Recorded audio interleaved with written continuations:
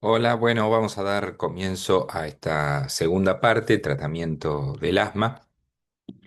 Para repasar, vamos a ver dónde quedamos. Habíamos visto definición, fisiopatología, algo de diagnóstico y nos había quedado pendiente el tratamiento, ¿sí? Así que vamos a avanzar con un poco lo que tiene que ver al respecto. Los conceptos generales ya los vimos, insisto, y ahora nos adentramos en el tratamiento, diferenciar mantenimiento de rescate. Algo vamos a mencionar de crisis que va a quedar un poco también para repasar en los prácticos y mencionar situaciones especiales para, como tarea también para leer durante la cursada. Entonces, comenzando con la historia más reciente del tratamiento del asma, a principios de los 80, en los 70 estaba enfocado más hacia el tratamiento del síntoma, es decir, hacia el tratamiento de la broncoobstrucción y los síntomas relacionados a lo que referíais y observábamos de los pacientes con enfermedad obstructiva como el asma. No teníamos disponibles los medicamentos de la actualidad y la historia marcaba estos picos de mortalidad, como se vieron aquí en los 70 y en los 80, coincidentemente con el uso en dosis altas y repetidas de beta agonistas para resolver en ese momento el foco principal que era la obstrucción. Pero no se tenía en cuenta lo que tenía que ver con la inflamación, lo que vimos en los capítulos de fisiopatología principalmente, ¿no? El concepto de una enfermedad inflamatoria y crónica que como consecuencia de ese proceso tiene obstrucción bronquial. Cuando se trató solo obstrucción bronquial, fíjense la mortalidad como marcó picos históricos. Entonces, a partir de ahí es donde surgen las recomendaciones y las guías, donde se empiezan a armar consensos internacionales para enfocar distinto y tratar de evitar esta situación que era realmente preocupante en cuanto a la mortalidad por asma. Esto marcó el surgimiento, como les decía, de recomendaciones y los médicos, la ciencia se empezó a poner de acuerdo en cuanto a cómo había que tratar el asma, por lo menos de manera más sistemática y organizada, y se estableció esto del tratamiento escalonado, por ejemplo, y del tratamiento basado en la terapia antiinflamatoria. Empezaron a adquirir mucha importancia el tratamiento con corticoides inhalados. Y esto fue cambiando diferentes enfoques. Inicialmente, ustedes van a leer que hay mucha información de asma intermitente, asma persistente, leve, moderada, severa, que tiene que ver con la presencia y la intensidad de los síntomas. Pero se fue viendo que un paciente con asma persistente leve podía estar controlado, parcialmente controlado, no controlado. Y también un paciente pasar de tener síntomas intermitentes a tener síntomas severos. Y esto tiene que ver con la heterogeneidad y con lo dinámico de una enfermedad crónica heterogénea, que es reversible, que es intermitente y que no está estancado en una sola casilla. Los pacientes son distintos y un mismo paciente puede ser diferente a lo largo de la historia de su enfermedad. Aquí es que el tratamiento empieza a considerarse distinto, o un cambio de paradigma, donde decíamos, pero un asmático leve o considerado como leve, hasta un 30-37% de los casos podía tener una exacerbación e incluso algunas de ellas poder ser eventos casi fatales. eh, por lo tanto, esta intensidad de la enfermedad, como se la definía, se tomó con cuidado porque tiene riesgo de cambiar o de tener crisis o de tener situaciones que no la hacen tan leve como uno cree. Bien, aquí yo no sé cuántos de ustedes se han reído con esta serie, si es que la conocen. Eh, el Superagente 86 estaba Caos y Control, ¿no? Y en relación al asma, el control empezó a adquirir una importancia categórica a partir del nivel de tratamiento que necesitaba el paciente para lograr los objetivos de control de asma, salir de ese caos, ¿sí? Entonces, el nuevo paradigma no fue cuánta frecuencia de síntomas tenía, sino qué nivel de tratamiento necesita para estar sin síntomas y sin exacerbaciones. Eso es lo que determina hoy en día la severidad del asma, concepto importante. Entonces, ¿cómo determino el control? Hay varias estrategias. En las recomendaciones GINA y en la GEMA, por ejemplo, en la GEMA aquí, eh, habla, por ejemplo, de síntomas diurnos, menos de dos al mes, más de dos a la semana, limitaciones en la actividad, estas son cosas que uno tiene que interrogar, ninguna o alguna ya determina diferente nivel de control, de bien a parcialmente controlado. Necesidad de medicación de rescate o de alivio, menos de dos al mes o más de dos días a la semana. Alteración funcional y exacerbaciones. Con estos dominios yo puedo decir si un paciente está bien controlado, parcialmente controlado o mal controlado, ¿sí? Entonces, la intensidad de tratamiento que yo tengo que darle, fundamentalmente la dosis de corticoide inhalado que tengo que darle, asociado a segundos controladores y demás, que tengo que darle para lograr el asma bien controlado, me define la gravedad del asma. Entonces, hablamos de control, que se refiere al grado del cual los síntomas son aliviados por el tratamiento y la intensidad con el tratamiento con la que lo logro. Em, Tiene en cuenta también las exacerbaciones. Si un paciente no tiene síntomas pero tiene exacerbaciones, tampoco tiene control del asma. Era uno de los dominios de las preguntas. La gravedad, que se refiere a la dificultad en controlar el asma con el tratamiento, es decir, la actividad de enfermedad subyacente. Y después, diferentes nomenclaturas que tienen que ver con el asma de difícil control, ese asma que es un grupo más reducido de los pacientes, donde hay dificultades en la adherencia al tratamiento, donde hay comorbilidades, donde hay factores que están influyendo en que no logre controlar la enfermedad y que requieren un tratamiento muy intensivo. Esos son los pacientes con asma de difícil control, que más adelante veremos cuáles de estos llamamos asma grave, ¿sí? Pero hasta aquí quiero que se lleven el control y la gravedad de la enfermedad.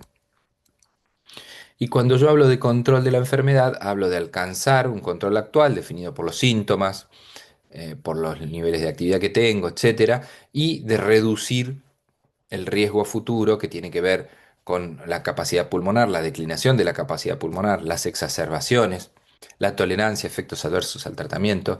Esos son los dominios a futuro que tengo que controlar y el control actual que tiene que ver también con mis objetivos para alcanzar y para reducir, ¿sí?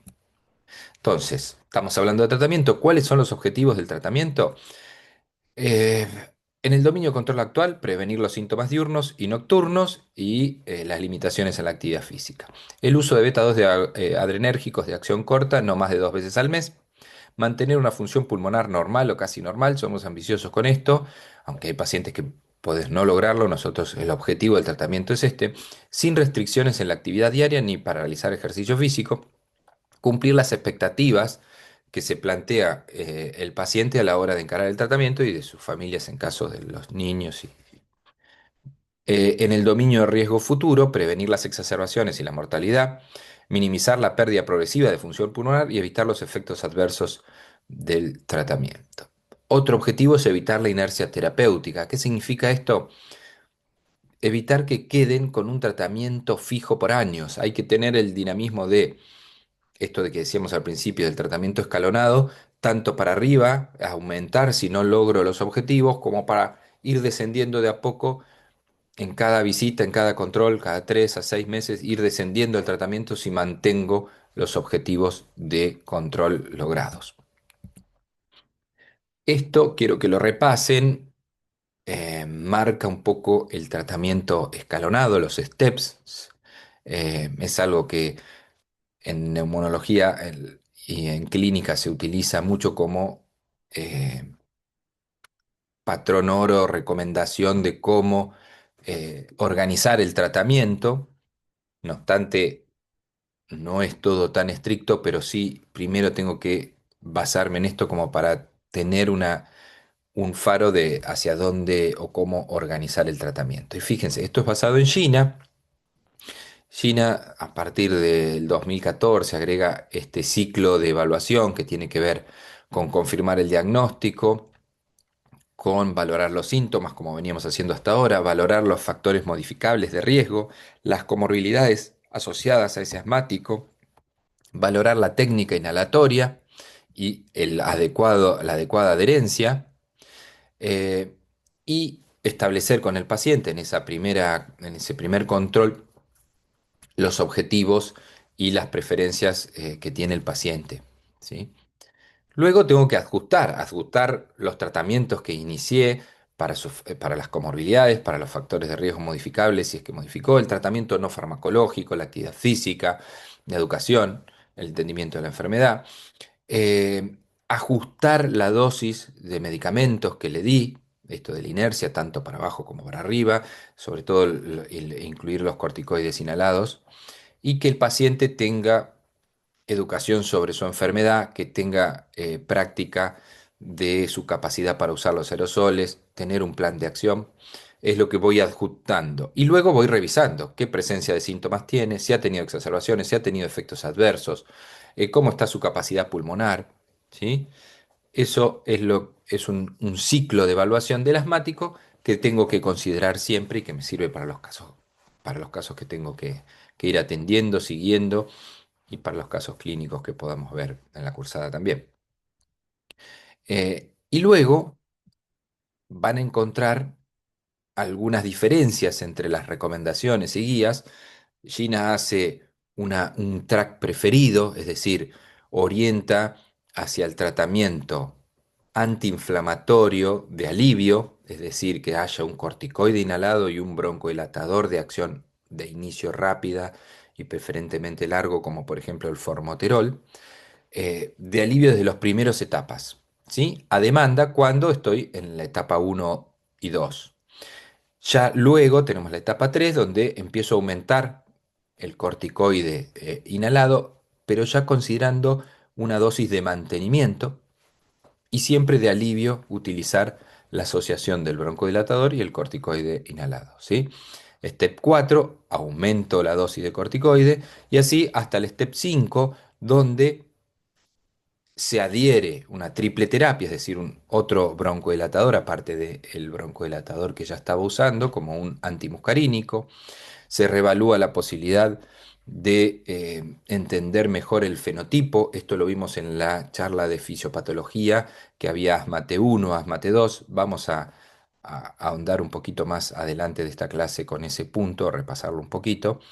Pero tengan en cuenta que un paciente que llega hasta la última escalón de tratamiento, tengo que empezar a reconsiderar qué mecanismo fisiopatológico tiene, si le di todo, como para pasar a lo que se llama fenotipificar, que es entender un poco si tiene un asma T1 o T2, porque eso podría implicar un tratamiento más elevado como los biológicos, que ya lo mencionaremos más adelante. Y tiene un track 2 alternativo, eh, no por esto menor, sino que tenemos que adecuarnos. El track uno está basado en mucha evidencia de los estudios Sigma 1 y 2 y en una corriente de valorar que los pacientes asmáticos no tienen buen nivel de adherencia y aprovechar cada uso sintomático para incorporar la terapia antiinflamatoria con el corticoide, es decir, hacer rescates con las dos cosas, con el broncodilatador y el corticoide inhalado juntos, ¿sí? Y el track 2 entiende que interpreta esto de la necesidad de corticoides inhalados siempre. Entonces, el tema del mantenimiento hace que el step 2 ya sea con mantenimiento, no une el step uno y 2, ¿sí? Es decir, que empieza con un broncodilatador de acción corta, no de acción larga, como el salbutamol, un SABA, vamos a ver ahora un poquito más de eso, y agrega en ese alivio un corticoide inhalado que puede ir junto o separado. Y ya después empieza, la diferencia es esa, y ya agrega un paso 2 donde la dosis de corticoide inhalado ya está de mantenimiento. Y el alivio puede ser con un salbutamol o como pasa en el track uno con un broncodilatador de acción larga asociado a un broncodilatador. Mírenlo, son muy parecidos, pero hay algunas diferencias importantes y básicamente es lo que les cuento yo. Han evolucionado, como les dije al principio, mucho todo lo que tiene que ver con los fármacos, pero todo lo que es inhalado, mucho y en gran parte, tal vez hasta más importante, tiene que ver el dispositivo, ¿sí? Entonces, fíjense la cantidad de diferentes dispositivos.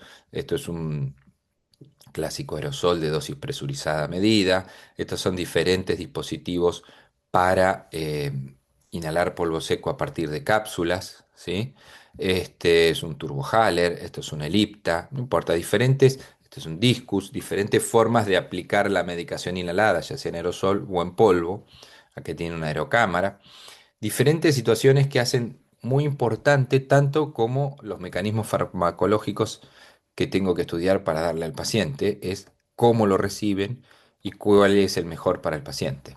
Entonces, para esto es la selección del dispositivo, donde tengo en cuenta la edad, las condiciones del paciente, un paciente que tiene debilidad muscular, que está frágil, que no puede hacer inhalaciones profundas, tengo que entender y empezar a aprender que hay dispositivos que requieren una fuerza inspiratoria mayor que otras. El aerosol, que tiene una dosis medida y presurizada, no requiere de tanta fuerza inhalada porque ya sale con presión la medicación.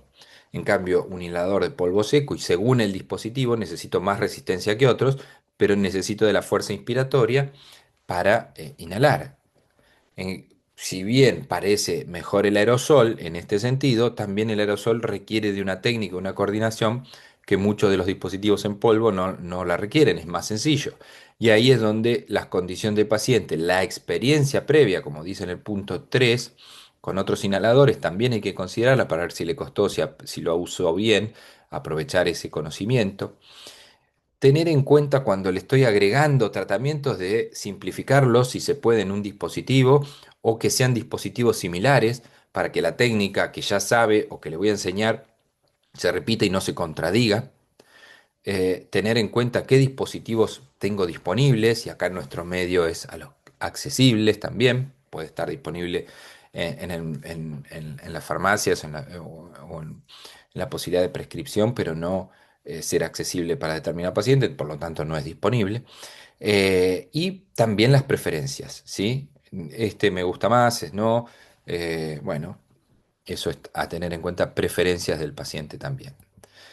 La gema también tiene este algoritmo revisar, o esta regla como para acordarse, desvalorar la experiencia previa, eh, inhalador fácil para el paciente, similar mecanismo si hay varios, adaptado al estilo de vida del paciente. Esto me hace un recordatorio, para eso están, que aparte de las técnicas y las características propias, también están los intervalos de dosis que pueden ayudar a decidir. Hay medicación en polvo que se hace cada 12 o una sola vez por día y otros aerosoles que hay que hacer 4 veces por día. Entonces, eso adaptado al estilo de vida del paciente no quiere decir que uno sea mejor que otro, sino cuál es el que se adapta al estilo de vida del paciente. Y hay que dedicar tiempo para entrenarlos porque siempre parece que lo hacen bien o muchas veces parece que lo hacen bien y resulta que no le hemos enseñado o no le hemos corregido. Bien, entonces, el tratamiento del asma, que es una enfermedad crónica, requiere educación del paciente. Ver la adherencia al tratamiento y el uso correcto de inhaladores. Para la adherencia hay que usar scores como como el de TAI, métodos lo más, digamos, más estandarizados que la simple pregunta, donde el médico, hay algunos estudios que dicen que cuando es de esta manera, eh, tiene una tasa de acierto del 50% en relación a la adherencia, es decir, como tirar una moneda, por eso debemos utilizar algunos recursos más que la simple pregunta o la simple impresión rápida. Reconocimiento temprano de los signos de exacerbación.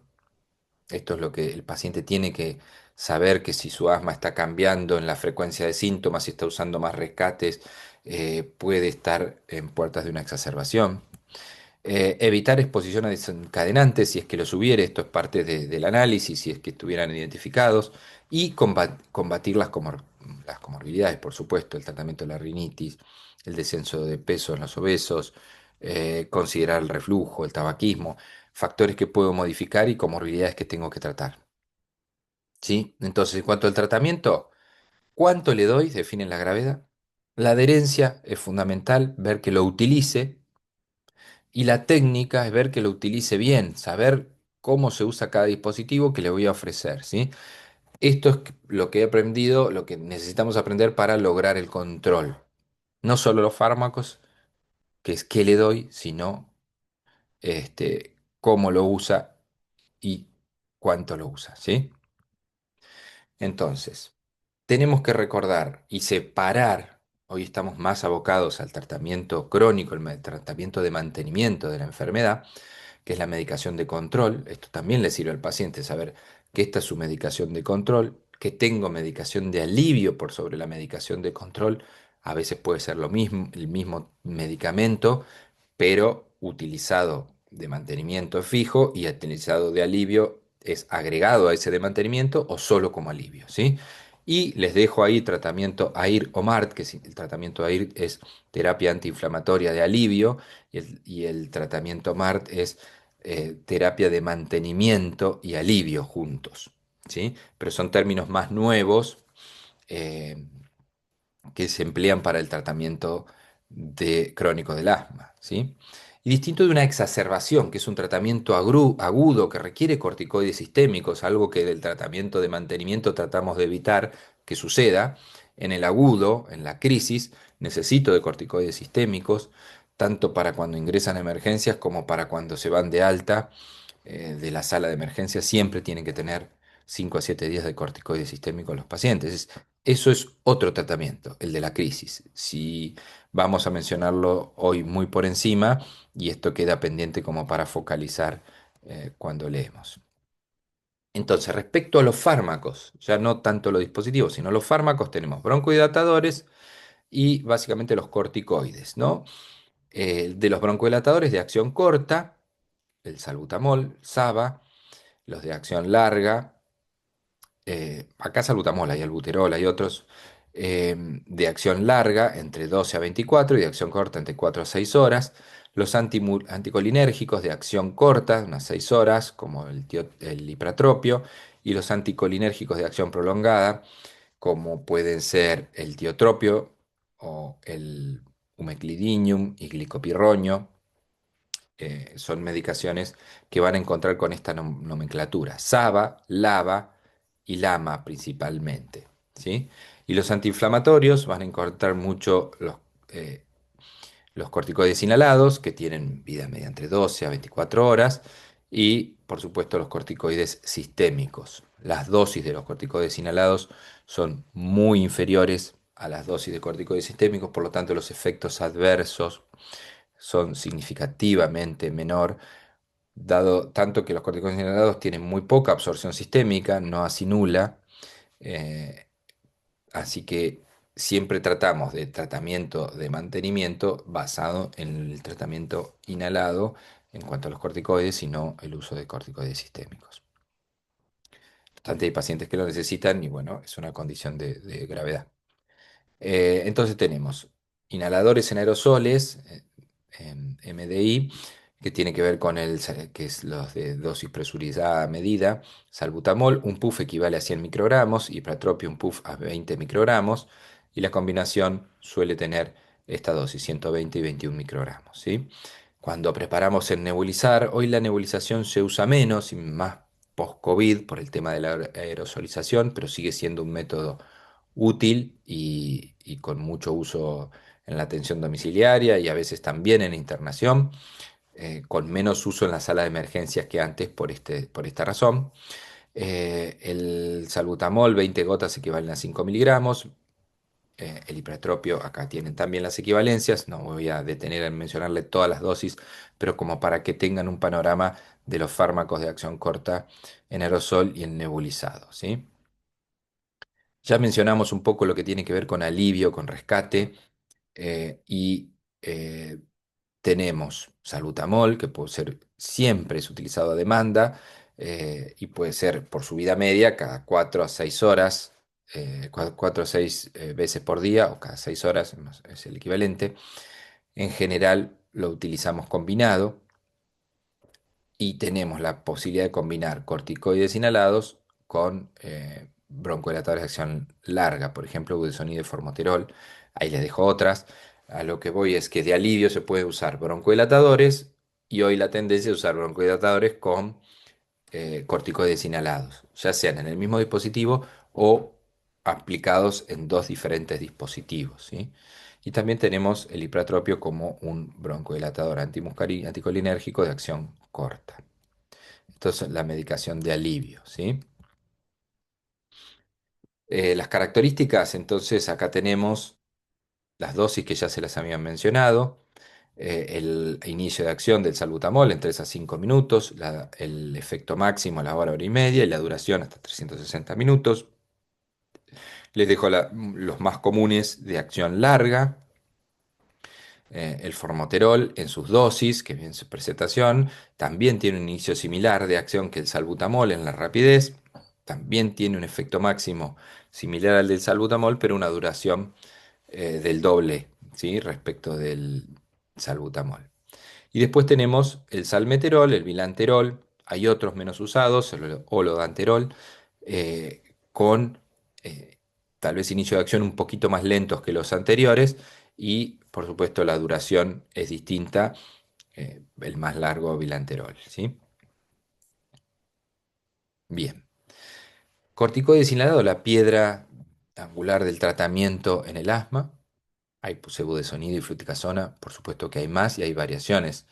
Ahí está la mometasona, hay una lista que ahora se las voy a poner en pantalla de cantidad de corticoides inhalados, pero el budesonide y la fluticasona en diferentes presentaciones son muy utilizadas.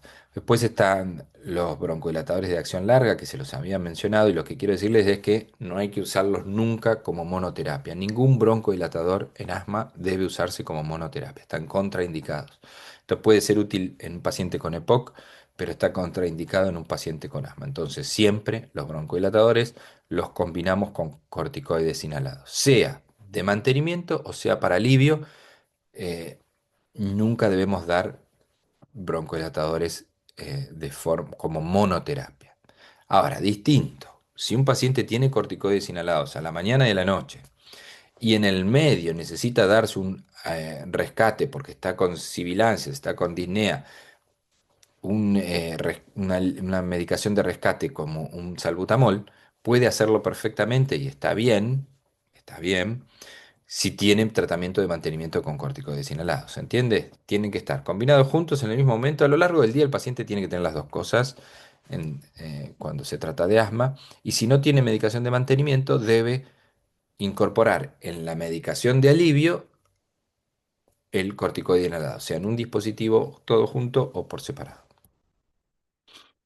Pero claro, no es la panacea los aerosoles. Fíjense que tiene mucho depósito en la boca y en la faringe y al pulmón llega un 20%. Por lo tanto, la mayoría queda en la boca, en el tracto gastrointestinal, se absorbe, se inactiva, puede producir efectos sistémicos y efectos adversos.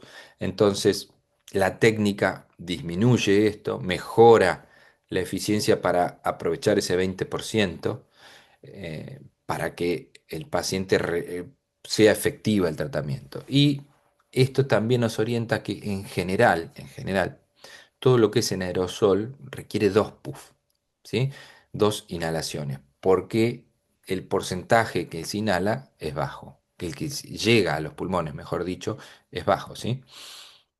Fíjense, esto es una lista de medicación en aerosol y diferentes dispositivos de polvo, por ejemplo, para que vean que todos tienen depósito eh, en la orofaringe en diferentes concentraciones, entre un 30 a un 70%, pero todos tienen esta situación. El aerosol con la aerocámara disminuye su depósito oral y mejora el ingreso al pulmón. Los dispositivos en polvo ya vienen, no tienen la posibilidad de usarse con aerocámara, es de inhalación directa, y según el tamaño de la partícula y el tipo de dispositivo, tienen diferente acumulación gastrointestinal y mejor absorción pulmonar. Les dejo la tabla para que miren. Esto es lo que les mencionaba de los corticoides inhalados de la lista. Simplemente vengo diciendo que los corticoides o el nivel de tratamiento con corticoides inhalados determina la gravedad del asma. Por lo tanto, tener siempre a mano una tabla de qué es alta, media y baja para el corticoide inhalado que le estoy dando, o entender, me va a saber, va a ser útil para yo poder determinar qué severidad de asma tiene el paciente, ¿sí? De los más comunes, budesonide, fíjense, hasta 400 es bajo por día, y más de 400, 800 moderado y más de 800 alto.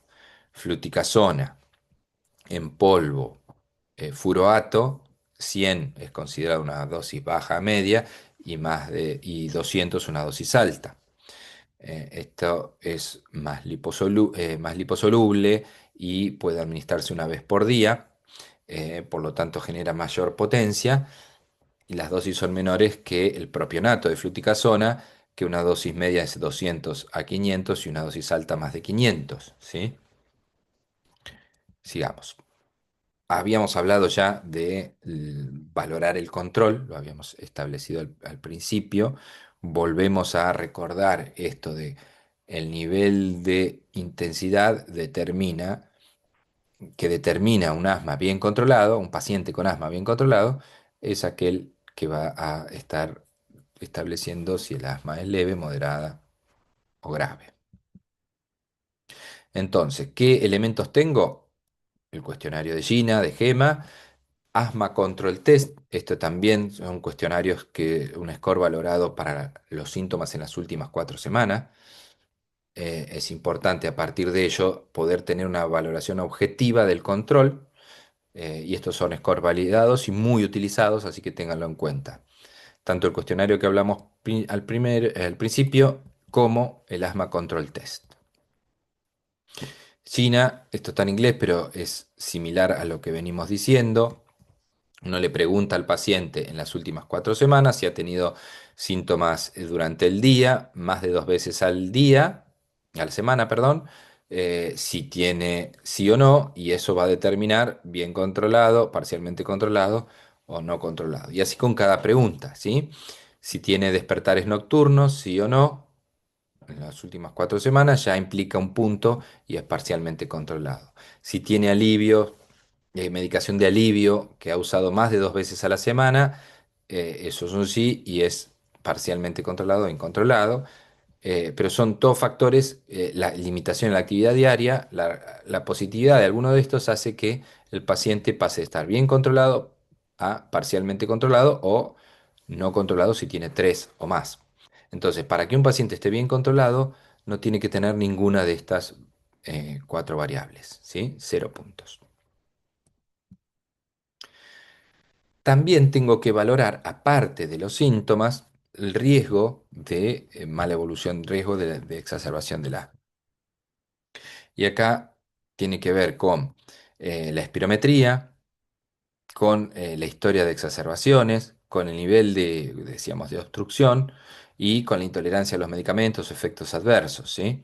Entonces, los factores de riesgo fundamentales para exacerbación, evaluación del riesgo de un paciente con asma, incluye los síntomas mal controlados, el uso de más de 3 canister por año del puff de salbutamol, tienen 200 dosis y si estoy usando 600 puff por año, implica, o no, perdón,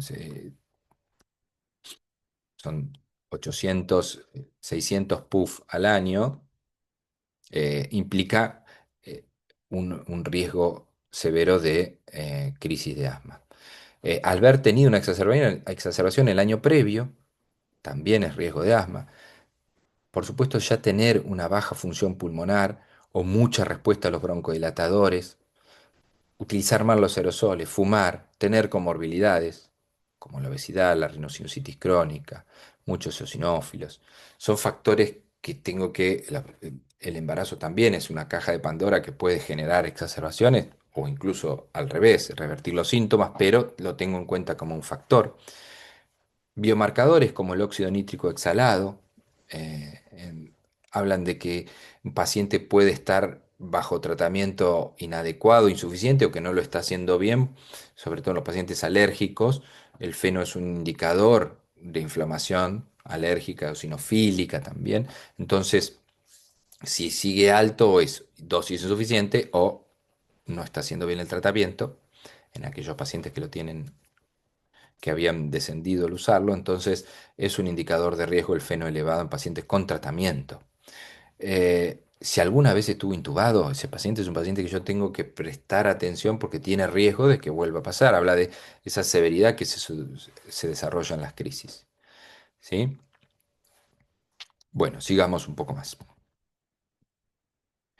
Habíamos visto este ciclo basado en el control, del manejo del asma basado en el control, así que no lo vamos a repetir ahora, pero tiene que ver con el tratamiento. Estamos hablando de tratamiento y esta es la etapa que nos orienta a qué hacer en cada visita con el paciente. Entonces, eh, revisar, ajustar, asesorar al paciente son las medidas que tengo que ir haciendo para lograr los objetivos de tratamiento.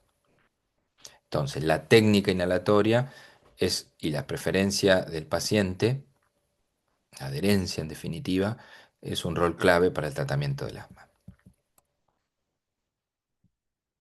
Fíjense que cuando hablábamos de los steps al principio, y de un track 1, track 2, cuando ven otras guías, hay algunas mínimas diferencias, pero todas están basadas en un tratamiento escalonado, en un tratamiento basado en corticoides inhalados y en tratamiento de alivio que se va adosando en cuanto a intensidad, dosis de corticoide, pasar de dosis de alivio a dosis de mantenimiento, a dosis más alta de corticoides inhalados, al agregado de otras medicaciones, como tiene que ver un antimuscarínico de acción larga, aparte de un, un broncodilatador de acción larga beta 2 agonista, la adición de inhibidores leucotrieno como el montelukast, el agregado de acitromicina, medicación antibiótico que es vía oral y que en realidad se utiliza como antiinflamatorio, tiene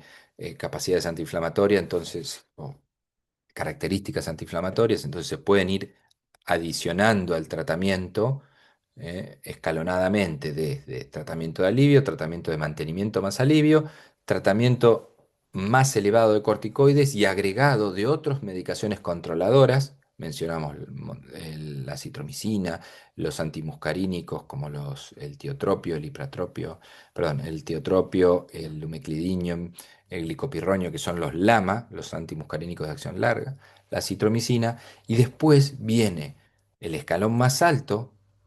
Esta guía, que es la GEMA, lo divide en un sexto paso que tiene que ver con el uso de biológicos. En China van a ver que está todo en el quinto, o sea, termina todo ahí, se para, y aquí ya la situación implica algunas medidas específicas como lo que es fenotipificar. Lo menciono y esto estuvo también en la charla de fisiopatología, que había asma con más eosinófilos o asma alérgica también, o sea, asma T2, lo llamamos asma T2, y había asma sin patrón eosinofílico, sin biomarcadores que nos orientes hacia ese tipo inflamatorio, que lo llamábamos T2 bajo o T1 o T2 oculto.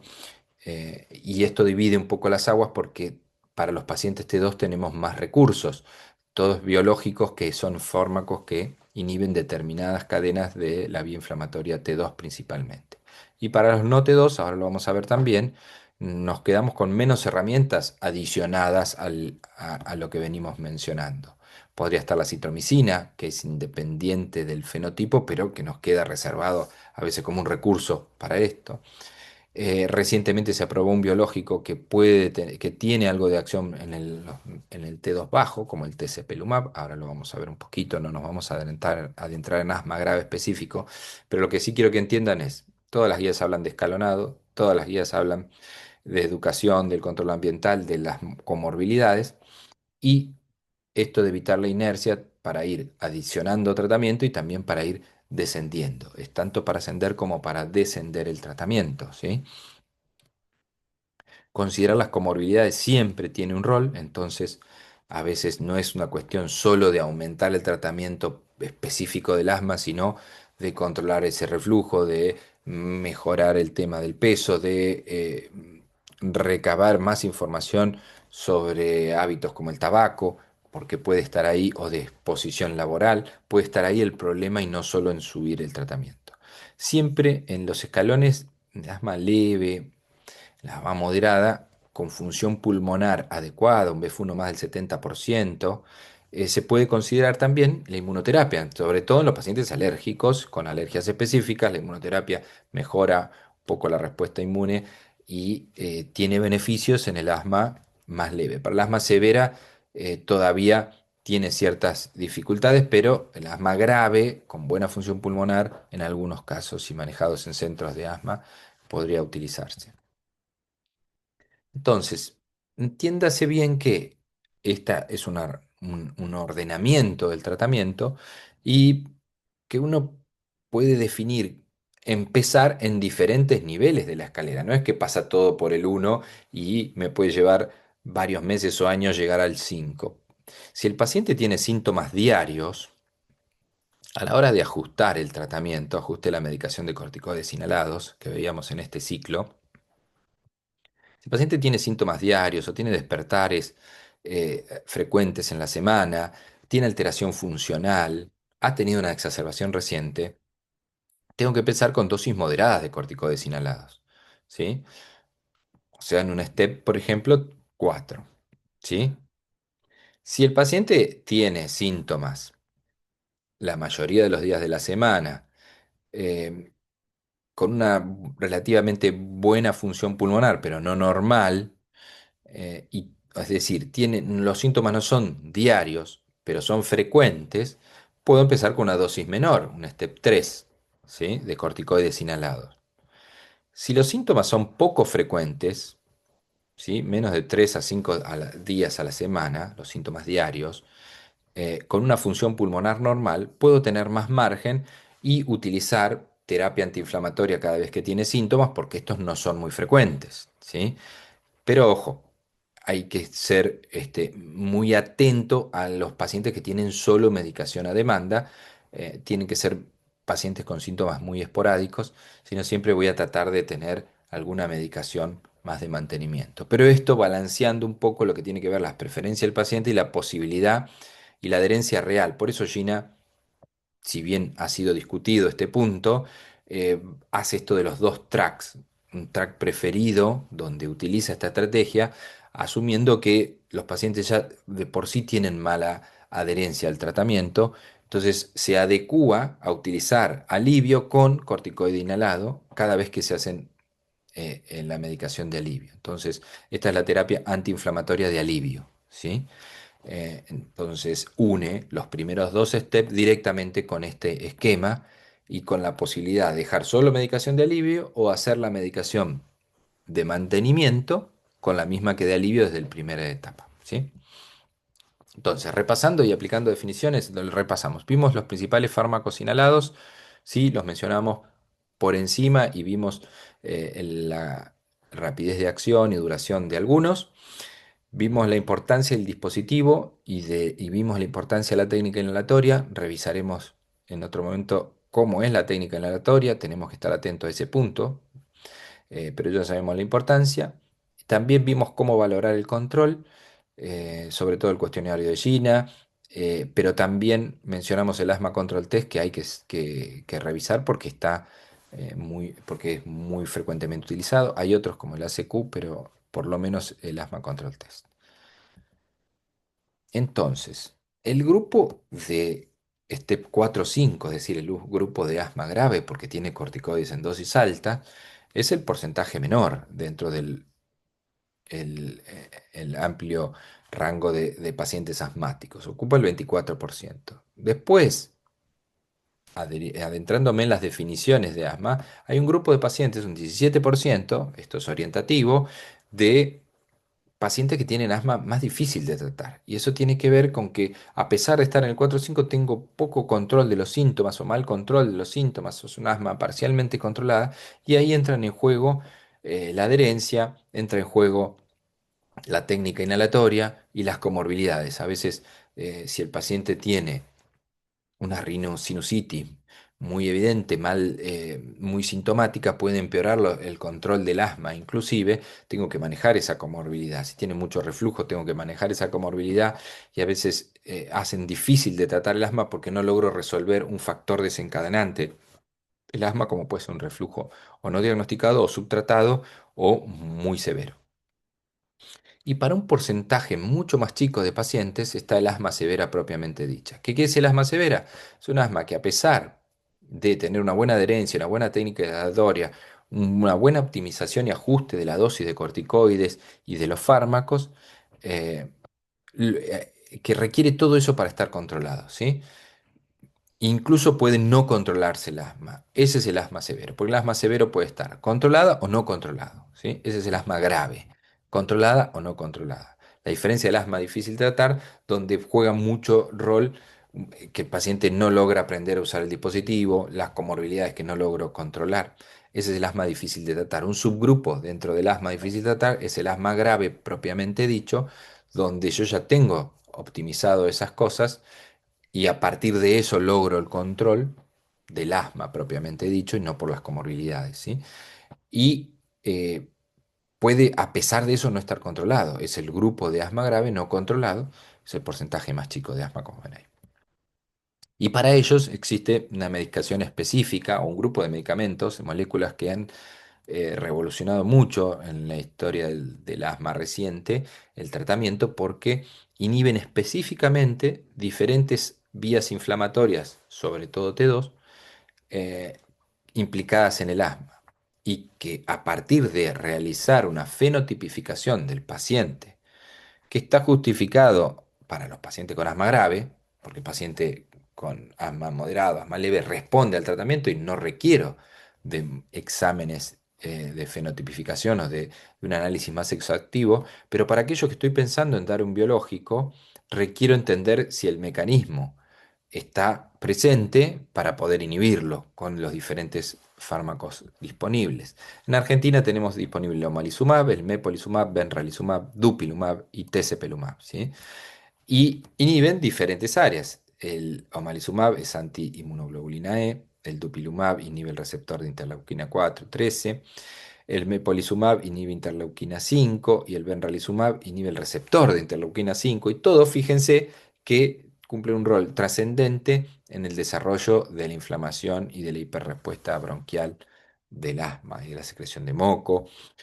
Fíjense que de los más recientes, el tezepelumab inhibe las alarminas, que están bien arriba en la cascada inflamatoria, y esto influye tanto en el asma eosinofílica como en el asma eosinofílica no alérgica, y también en el asma T2 bajo, porque estas alarminas involucran cascadas inflamatorias más amplias al estar sobre el epitelio, desarrollando la respuesta inflamatoria también han demostrado cierta utilidad en T2 bajo.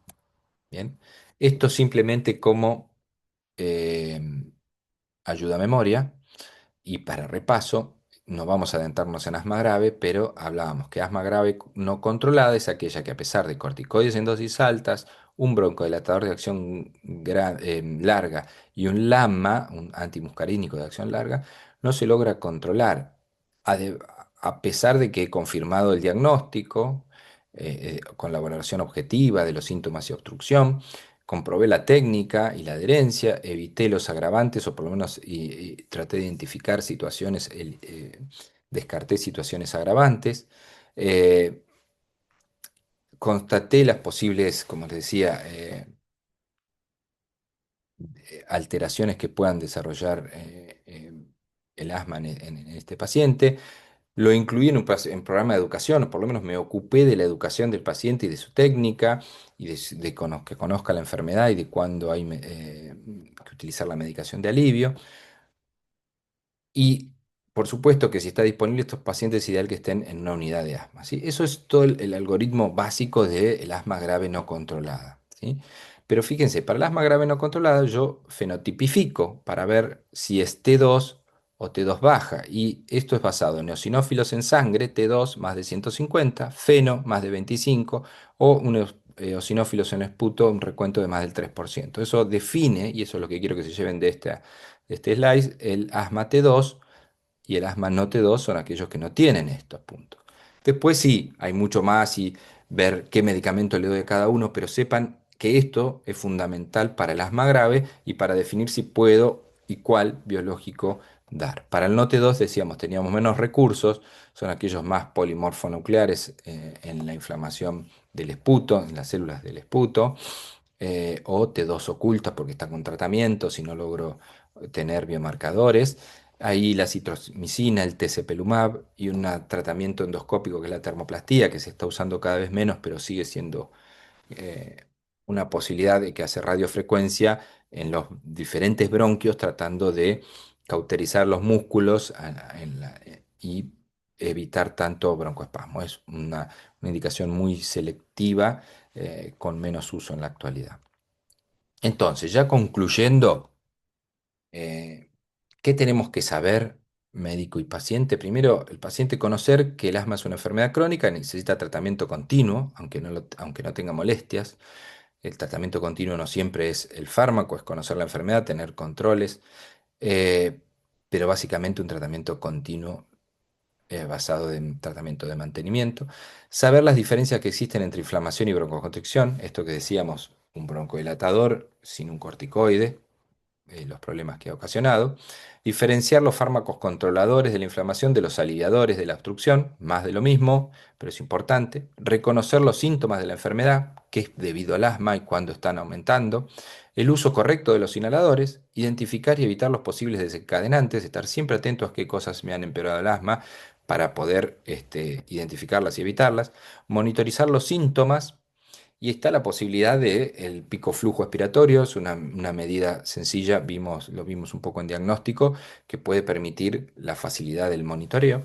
Reconocer los signos y síntomas de agravamiento de la enfermedad, la pérdida del control. Actuar ante un deterioro de su enfermedad para prevenir crisis o exacerbaciones. Creo que esto es lo que nos tenemos que llevar y entender cada uno de estos puntos, cómo ejecutarlos, ¿sí? Bueno, vamos a ir finalizando ya con esta parte. Por un tema de tiempo, vamos a dejar lo que tiene que ver con crisis para otro momento y para estudiar, eh, pero sepan que se han incorporado a partir del tratamiento, de los tratamientos recientes, el tema de nomenclaturas como la remisión, que implica el control sostenido en el tiempo.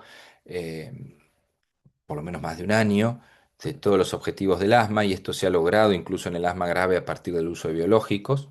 Esto no es cura, sino el mantenimiento del control en el tiempo. Puede ser una remisión total, parcial, remisión clínica, y esto tiene que ver con no solo el tiempo, sino con la mejoría de la función pulmonar, la ausencia o presencia de biomarcadores de inflamación, pero básicamente lo que hablamos de control sostenido es remisión. Y además, si le agregamos biomarcadores, podemos estar hablando de remisión completa y si pudiéramos revertir la enfermedad, la ausencia de ninguna evidencia de la enfermedad, bueno, estaríamos hablando de una remisión completa y ya sin fármacos, bueno, sería más, a lo más parecido a una curación. Entonces, de la crisis asmática no voy a hablar mucho ahora, pero sepan, vamos a desarrollarlo después, lo que tiene que ver con la evaluación inicial, cómo está el paciente, objetiva por la obstrucción y clínica, por los parámetros clínicos, y una evaluación dinámica que tiene que ver con respuesta a las medidas que inicié luego de la evaluación estática inicial, a la media hora y a la hora, y con eso defino si el paciente se va de alta, que siempre se va a ir, como mencionábamos, con corticoides inhalados por 5 a 7 días, más un plan de acción, más una visita de control pautada, ¿sí? O si se tiene que internar. Básicamente esa es la estructura de la evaluación de urgencias. Después tenemos que ver con qué lo hacemos, que acá también lo tienen, se los dejo, pero básicamente eso es la estructura de pensamiento y de acción en la urgencia, donde los fármacos son otros. Acá sí es importante los corticoides sistémicos, Sí son frecuentes las inhalaciones y de acción corta, ¿sí? Este es otro algoritmo también de la AMR, de la Asociación nuestra de la Asociación Argentina de Medicina Respiratoria. Y acá le dejo una lista de los fármacos y las dosis para usar en la crisis, ¿sí? Entonces, ya vimos el tratamiento de mantenimiento, los rescates, algo de la crisis. Las situaciones especiales se las menciono, pero las dejamos para otra oportunidad. Asma exacerbada por aspirina. ¿Qué pasa con el asma y el SARS-CoV-2? Asma inducida por ejercicio, solapamiento de asma y EPOC, el asma y el embarazo, asma ocupacional. Son todas situaciones especiales, así como el asma grave. Son situaciones oportunamente donde uno debiera ver el asma con ciertas características específicas, ¿sí? Bueno, muchas gracias y nos vemos en el práctico.